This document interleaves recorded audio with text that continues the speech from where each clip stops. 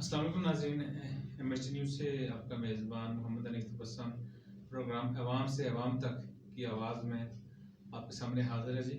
اس وقت ہماری خوش قسمتی ہے میرے استاد محترم اور تھوراٹ کے پہلے P H D doctor professor doctor Muhammad Ishaq sahab ہمارے اسٹوڈیو تشریف لائے، تو ہم نے اپنے خوش قسمتی جانا کہ ان کے جو تجربات ہیں، ان کے جو اسپیشلی معاشیات کے اوپر ان کا ایک بہت بڑا کام ہے۔ یہ پروفیسر بھی رہے مختلف یونیورسٹیز میں، ڈین کے طور پہ بھی انہوں نے اپنی فرائض سر انجام دیے، اور اس وقت اگر کیمرہ مین دکھا سکیں تو مختلف کتابوں کے مصنف بھی ہیں۔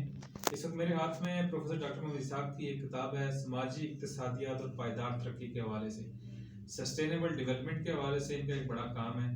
این جی او سیکٹر میں پروفیسر ڈاکٹر محمد اسحاق ایک بڑے قداور شخصیت کے طور پہ آزاد کشمیر پاکستان بلکہ انٹرنیشنل سطح پہ گردانے جانتے ہیں جی۔ تو ڈاکٹر صاحب سب سے پہلے تو آپ کو اسٹوڈیو میں ویلکم کہتے ہیں جی، شکریہ۔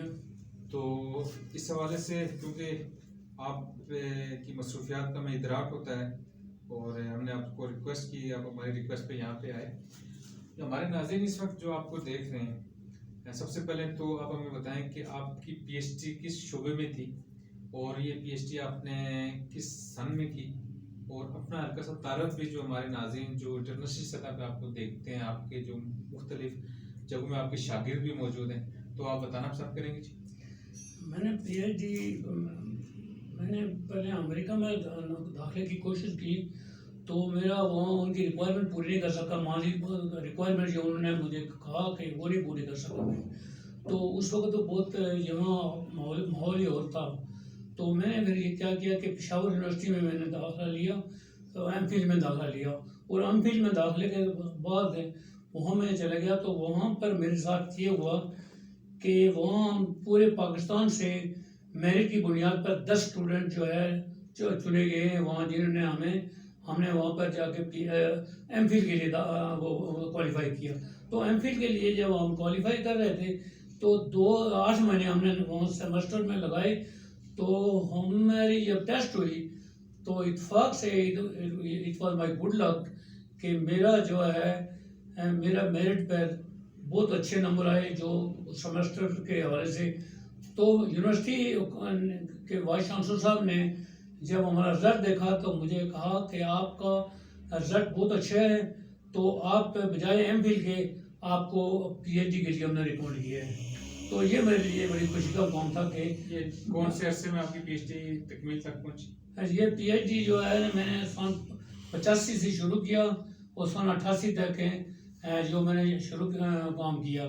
تو اس کے بعد جو ہے نا جو میں نے جو سیمسٹر تھیسس لکھا وہ تقریباً 3 سالوں میں مکمل کر لیا تھا۔ میرا تھیسس جو تھا وہ وائس چانسلر صاحب نے مجھے یہ کہا کہ تم ذہین آدمی ہو، تم ہمارے لیے میں ایک ایسا ٹاپک دیتا ہوں کہ وہ جو آپ اس پر کام کریں۔ تو میں نے بڑی کوشش کی کہ میں اس ٹاپک پر جو مشکل ٹاپک ہے میں نہیں کر سکوں گا، تو میں نے کہا کہ میں یہ کروں گا کہ refugee influx in Pakistan and its impact on Pakistan economy, میں نے یہ اسٹارٹ کیا۔ تو وہ کہنے لگے کہ یہ ریفیوجی بھی چلے جائیں گے افغانستان میں، وہ سارا سلسلہ ختم ہو جائے گا، آپ کے تھیسس کو کون پوچھے گا، تو آپ یہ کریں کہ آپ ایک کام میں بتا رہا ہوں کہ آپ یہ کام کریں۔ تو وہاں وائس چانسلر تھے ڈاکٹر انور خان صاحب، انہوں نے مجھے دیا ٹاپک کہ پاکستان چائنا ٹریڈ پر کام کریں آپ، تو Pakistan China trade through Karakoram highway. تو اس پر میں نے ان کی ظاہر ہے کہ ان کا حکم تھا، تو میں نے اس کو ایکسیپٹ کر لیا اور یہ میں نے کیا، اور میں نے میری گڈ لک ہے کہ جس طرح میں نے ایم فل کے ساتھ یہ کورس مکمل کیا، اور اللہ نے کیا کہ میں وہ 3 سالوں میں جو ہے وہ مقالہ جو میں نے لکھا Pakistan China trade with special reference to Karakoram highway, یہ میں نے لکھا، اور اس پر تو اتفاق یہ ہے کہ یہ میں آپ کو بتانے میں بڑی خوشی محسوس کر رہا ہوں کہ میں نے جو ٹاپک تیار کیا لکھا، اس میں مجھے ایک عظیم شخصیت پاکستان کی جو ہے انہوں نے مجھے آن کیا، اور وہ تھے ڈاکٹر محبوب الحق صاحب۔ وہ جو جنرل ضیاء الحق صاحب کی کابینہ میں وہ minister for planning and development تھے، اور انہوں نے یہ کیا کہ میں نے ان کے ریکویسٹ کی کہ مجھے آپ انٹرویو گرانٹ کریں، میں انٹرویو کرنا چاہتا ہوں آپ کا. تو پہلے تو انہوں نے مجھے آدھا گھنٹہ دیا کہ آدھے گھنٹے میں آپ کو ٹائم دوں گا. جب میں ان کے ساتھ بیٹھ کے ان کے گھر کے سامنے لان میں بیٹھ گیا، تو جب باتیں شروع ہو گئی تو انہوں نے کہا مجھے بڑی خوشی ہوئی ہے کہ آزاد کشمیر کا ایک بندہ اتنے بڑے پروجیکٹ پر کام کر رہا ہے، اور اس کے لیے میں نے آدھا گھنٹہ دیا ہے. آدھا گھنٹہ نہیں بلکہ اسحاق صاحب آپ کو جتنا ٹائم آپ گزارنا چاہتے ہیں میرے ساتھ گزاریں، میں آپ کے جو سوالوں کا جواب دوں گا. تو اس طرح مجھے بہت بڑا خوشی ہوئی کہ انہوں نے اتنے بڑے عظیم آدمی نے مجھے موقع دیا اور ملے کا میں وہ کیا، تو میں نے وہ مکمل کر لیا تھا. ڈاکٹر صاحب اس حوالے سے ہم مختصر ٹائم میں کوشش کریں گے کہ ڈاکٹر صاحب کی جو معاشیات کے اوپر، جو معیشت کے اوپر کام ہے، ان کی آراء موجودہ صورتحال میں وہ لی جائے. ڈاکٹر صاحب کا تعلق شہیدوں غازیوں کی سرزمین تھراڑ سے ہے. آپ معروف ہمارے تعلیم بھی رہے، پبلک سیکٹر میں بھی انہوں نے کام کیا، پرائیویٹ سیکٹر میں بھی انہوں نے تھراڑ میں پہلے ادارے کی بنیاد رکھی. اس کے علاوہ ڈیولپمنٹ ود سوشل جسٹس کے اوپر انہوں نے کام کیا، divine theory of economics, perspective of so Islamic economy کے اوپر انہوں نے کام کیا. اے جے کے آر ایس پی جو ہمارا اس وقت ایک نیشنل رورل سپورٹ پروگرام تھا، اس کے یہ بانیوں میں سے ہیں. اور اس کے علاوہ ڈاکٹر صاحب کا این جی او سیکٹر میں ایک بڑا نام ہے. تو ڈاکٹر صاحب کی یہ کتاب ہے جو ابھی اس کی انشاءاللہ کوشش کریں گے. آج ہم ان سے بات کر رہے تھے کہ ہم اس کی ایک لانچنگ بھی کریں گے تھراڑ میں جی، اور عالمی سطح پہ ہم اس کو کریں گے. ان کا انتصاب جو ڈاکٹر صاحب نے دنیا بھر کے ترقیاتی ماہرین، لیڈرشپ اور کارکنوں کا نام کیا ہے، یہ بھی ایک بڑا کام ہے. ڈاکٹر صاحب جو آپ کا معیشت کے اوپر ایک بڑا کام ہے، موجودہ صورتحال جو آپ دیکھ رہے ہیں کہ جو ہے نا ڈالر بالکل جو ہے نا چاند کی سطح کو پہنچنے کو ہے، غریب تر ہوتا جا رہا ہے، امیر تر ہوتا جا رہا ہے. اور جو ہمارے ایک جو غریب جو دال اور روٹی کے لیے ہوا کرتے، کسی دور میں ایک بڑا تھا کہ بندہ مزدور دیہڑی لگا کے آتا تھا، شام کو دال روٹی اور ساتھ کو فروٹ لے کے چلا جایا کرتا تھا. آج وہ دیہڑی بھی لگاتا ہے تو ایک ٹائم کی روٹی اس کو پوری نہیں ہوتی. تو بحیثیت معیشت دان وہ کون سی پالیسیز ہیں جو گورنمنٹ کو اپنانی چاہیے، وزارت خزانہ کو اپنانی چاہیے کہ عام آدمی کو ریلیف ملے؟ عام آدمی کو ریلیف نہیں ملتا. عام آدمی کی ریلیف کی بات کرتے ہیں عوام سے عوام تک کے پروگرام میں. آپ اپنی ایکسپرٹیز جو ہے نا ہمارے ناظرین کو بتائیں. As a economist, as a student of economy جو ہے وہ میں نے کافی اس پر سروے کیا ہے، اور میں زیادہ تر کمیونٹی بیسڈ پروگرام پر جو ہے زیادہ انوالو رہا ہوں. اور میں نے جب پی ایچ ڈی کی اور پی ایچ ڈی کے بعد میں جب واپس آیا تو مجھے این آر ایس پی نے، نیشنل رورل سپورٹ پروگرام والوں نے as a chief coordinator planning and development لے لیا. تو میں نے وہاں 3 سال تک کام کیا. تو اس میں یہ تھا کہ یہ کمیونٹی بیسڈ پروگرام ہے کہ نچلی سطح پر لوگوں کو اٹھاؤ، نچلی سطح پر عوام کو اٹھاؤ. ہم جب بات کام کر رہے تھے تو ہم نے گراس روٹ لیول پر ایک ایسا پلان شروع کیا کہ ہم کمیونٹیز میں جاتے تھے، کمیونٹیز کو چیک کرتے تھے، کمیونٹیز سے رائے لیتے تھے، اور کمیونٹیز کا آپس میں انٹریکشن اور ہمارے ساتھ جو انٹریکشن تھا، اور اس پر بیس پر ہم پلاننگ کرتے تھے کہ ان لوگوں کی اصل ضروریات کیا ہیں اور ہم نے کیا کرنا چاہیے، کس طرح کی پلاننگ کرنی چاہیے. عام آدمی کو کس طرح ریلیف دیا جا سکتا ہے؟ تو عام آدمی کو ریلیف دینے کے لیے یہ سب سے بڑی ضرورت اس بات کی ہے کہ لوگوں کو جو ہے اویئرنیس دی جائے، شعور دیا جائے، ان کو ان کی آگاہی دی جائے، ان کو بتایا جائے کہ ڈیولپمنٹ کیا چیز ہوتی ہے. کامن مین کو نہیں پتہ لگتا ہے. کامن مین بہت سادہ ہے، چونکہ غربت بہت لوگوں کو گرفت کر چکی ہے. غربت نے لوگوں کو تنگ کر لیا ہے، اور غربت کی وجہ سے لوگ اپنی پلاننگ نہیں کر سکتے ہیں، لوگ سمجھ نہیں سکتے ہیں. لوگوں کو 2 وقت کی روٹی یہی ڈاکٹر صاحب میں آپ سے پوچھنا چاہوں گا کہ 2 وقت کی روٹی سے وہ محروم ہیں، اور خودکشیاں ہو رہی ہیں، اور اجتماعی خودکشیاں بھی ہو رہی ہیں. لیکن عام آدمی کو جو ایک ٹائم کی دال روٹی جو ہے نا، اس کے اوپر حکومت ان کو کس طرح ریلیف دے سکتی ہے؟ جو دیگر ممالک ہیں ان کو ریلیف پیکیجز ملتے ہیں، وہاں اشیاء خردون اور سستی ہیں، یہاں پہ دن بدن وہ بالکل چاند کی سطح تک پہنچ گئی ہیں. اس پہ اوپر بات اگر آپ تھوڑا سا اپنی رائے دیں. میں نے کچھ ممالک سے جو ہے ان کے جو اکانومیز پر جو ہے نا اسٹڈی کی ہے، کچھ مطالعہ کیا ہے کہ یہ ویسٹرن کے کمپنی ہیں، ساؤتھ ایشین کے ممالک ہیں، ایون یہ سامنے ہمارے بنگلہ دیش ہمارے نزدیک بہت بڑا وہ ہے. تو یہ دیکھا میں نے کہ کمیونٹی کو وہ جو ہے کرنے کے لیے، امپاور کرنے کے لیے، ان کو اویئرنیس دینے کے لیے بہت ہی ضروری ہے معاملہ. اور یہ کمیونٹیز کو یہ مدد دی جائے، ان کو سپورٹ دی جائے. اور ترقی کا عمل جو ہے بنیادی طور پر نیچے سطح سے شروع ہونا چاہیے. بلا سود قرضے نہیں مل رہے. اچھا ہاں سنیں، نیچے سطح پر بلا سود بالکل نہیں مل رہے ہیں. اب بنگلہ دیش میں جو ایک انہوں نے بینک بنایا ہے، اور اس بینک نے کیا کیا ہے کہ گرامین بینک، اور انہوں نے بلا سود لوگوں کو قرضے جاری کرنے کی کوشش کی ہے، اور اس بینک نے جو ہے لوگوں کو وہ سپورٹ کی ہے. اب لوگوں کو ان کی جو ہے جو دل پر ان کی نرو پر ہاتھ رکھ کے کام کرنا چاہیے حکومت کو. اب جب حکومت کو ان کی نرو پر ہاتھ رکھنے کے بغیر اگر حکومت چلائے گی تو وہ کام آگے کامیاب نہیں ہوگا. اب یہ ایک بڑا مسئلہ بن گیا ہے کہ یہ سیاسی لوگ جو ہیں، سچی بات ہے کہ ہر بندہ سیاسی ذہن پہ رکھتا ہے، لیکن سیاسی لوگوں کا جو ہے کہ وہ اپنا یوتھ اور اپنے معاملات کو سیدھا کرنے میں لگے ہوتے ہیں.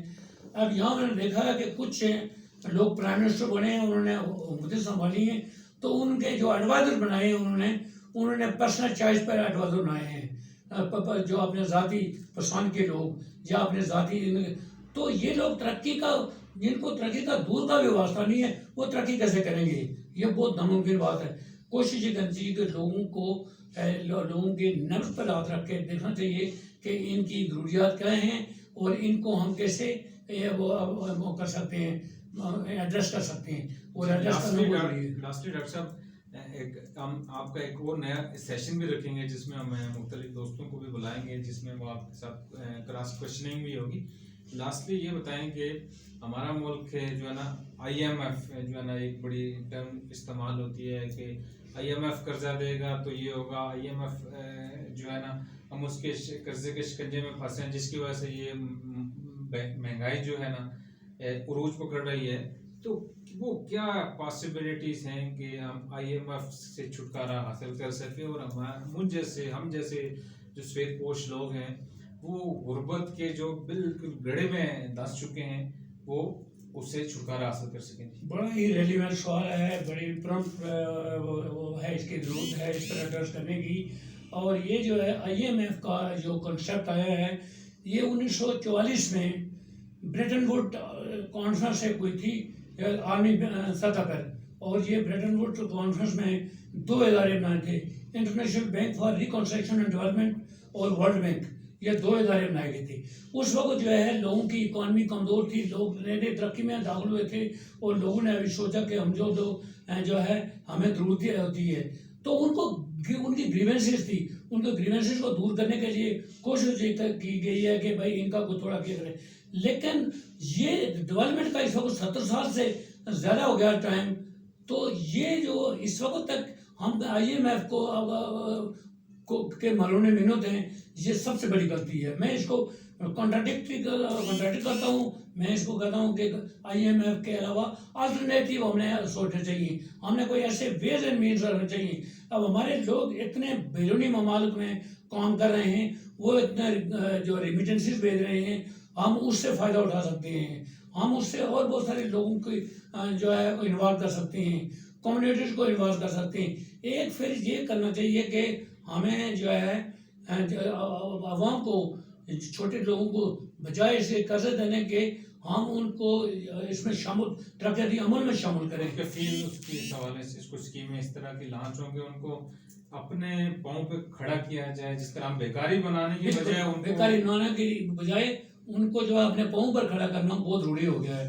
اور ان کی جو ہے یہ جو IMF ہر سال جو ہے کتنے سیمینار ہوتے ہیں، کتنی میٹنگیں ہوتی ہیں، کیا کیا پروگرام ہوتے ہیں. اور IMF کبھی کہتا ہے کہ ابھی میری یہ شرطیں پوری کرو گے تو قرضہ ملے گا. تو پھر ہمارے بڑے افسوس کی بات ہے، میں سچی بات مجھے منہ پر آئی ہے کہ یہ کہنا میں حق بجانب ہوں کہ ہمارے جو فائنانس منسٹر یا فائنانس کے لوگ جو ہیں، پلاننگ کے لوگ جو ہیں، وہ کہتے ہیں کہ IMF کو سے ہماری ابھی رابطے جاری ہیں، ابھی ہمارے بہت سارے معاملات طے ہونے والے ہیں، ابھی ہمیں بہت ساری چیزیں ملی. ان کو یہ نہیں سمجھنا چاہیے کہ 70 سال سے زیادہ عرصہ ہو گیا ہم نے ترقیاتی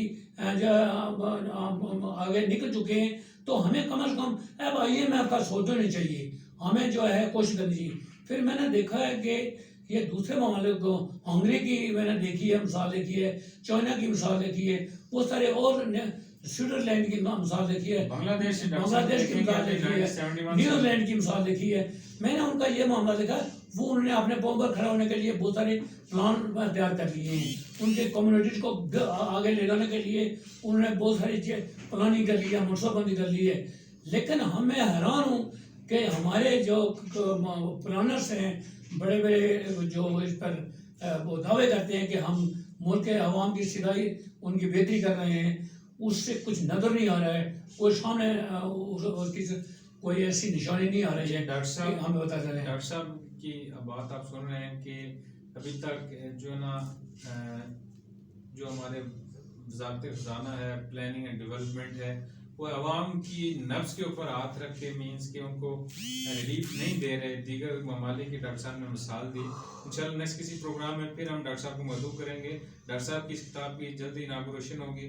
ڈاکٹر صاحب کی اس کتاب کو میں دکھاتا چلوں کہ یہ اس کی سماجی اقتصادیات اور پائیدار ترقی میں جو خوشحالی اور اقتصادی بہتری، بلند روزگار کی سطح، وسائل کا بھرپور استعمال، تعلیم اور تربیت کا اہتمام، ترقیاتی شعور کی آگاہی، لوگوں کا رویہ. ڈاکٹر صاحب یہ بڑی اچھی کتاب ہے. انشاءاللہ ہم بھی اس کو اسٹڈی کریں گے، اس کے بعد اپنا آرا بھی پیش کریں گے. تو بہت شکریہ ڈاکٹر صاحب، آپ ہمارے پروگرام میں یہاں تشریف لائے اور اپنے قیمتی خیالات سے ہمیں آگاہ کیا. جی حنیف تبسم کو MST نیوز کے پلیٹ فارم سے اجازت دیجیے گا. فی امان اللہ.